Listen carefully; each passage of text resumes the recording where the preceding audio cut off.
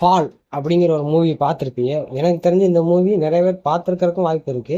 But இந்த படத்தோட கதையை சொல்லப்போனால் ரொம்ப சிம்பிளாக இருக்கும். ரெண்டு ஃப்ரெண்ட்ஸ் ஒரு அவுட்டிங் போகிற மாதிரி போகிறாங்க. அப்போ ஒரு லைட் ஹவுஸை பார்க்குறாங்க. அந்த லைட் டவரில் மேலே ஏறி என்ன பண்ணலான்னு பார்க்கும்போது திருப்பி இறங்க முடியாத ஒரு சூழ்நிலை ஆகுது. ரெண்டு பேரும் இறங்குனாங்களா உயிர்த்த பொழைச்சாங்களா அப்படிங்கிறதான் அந்த படத்தோட கதை.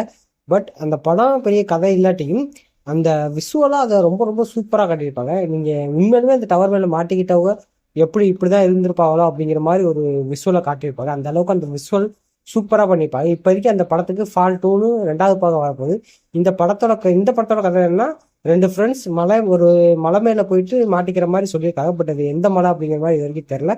பட் மலை மேலே ஏறிட்டு திருப்பி இறங்க முடியாத ஒரு சூழ்நிலையில் மாட்டிக்கிட்டு ரெண்டு பேரும் கீழே இறங்கினாலா இல்லையா அப்படிங்கிறதா அந்த படத்தோட கதை அப்படிங்கிற மாதிரி சொல்லிட்டு இருக்காங்க. பட் ஃபால் 2 என்னை பொறுத்த வரைக்கும் தேவையில்லைன்னு தான் நினைக்கிறேன். ஏன்னா ஃபால் 1 யாருமே எதிர்பார்க்காத அளவில் சக்ஸஸ் ஆன ஒரு படம் தான். அதில் கதையும் எதுவுமே நீங்கள் எதிர்பார்க்க முடியாது. ரெண்டு ஃப்ரெண்ட்ஸு அவ்வளோதான். அவங்க ரெண்டு பேரை வச்சு தான் அந்த முழு படமே ஓடும். பட் இப்போதைக்கு ஃபால் 2 கொண்டு வந்திருக்காங்க. முடிஞ்ச அளவுக்கு விஷுவலாக எந்த அளவுக்கு கொண்டு வர முடியுமோ அந்த அளவுக்கு அந்த விஷுவலாக காட்டினா தான் இந்த படம் சக்ஸஸ் ஆகும். மற்றபடி கதையை டெவலப் பண்ணி கொடுக்குறதுலாம் இதில் எதுவுமே இருக்காது. ஸோ முடிஞ்ச அளவுக்கு இந்த படத்தை டெவலப் பண்ணி கொடுப்பாங்க நம்புறேன்.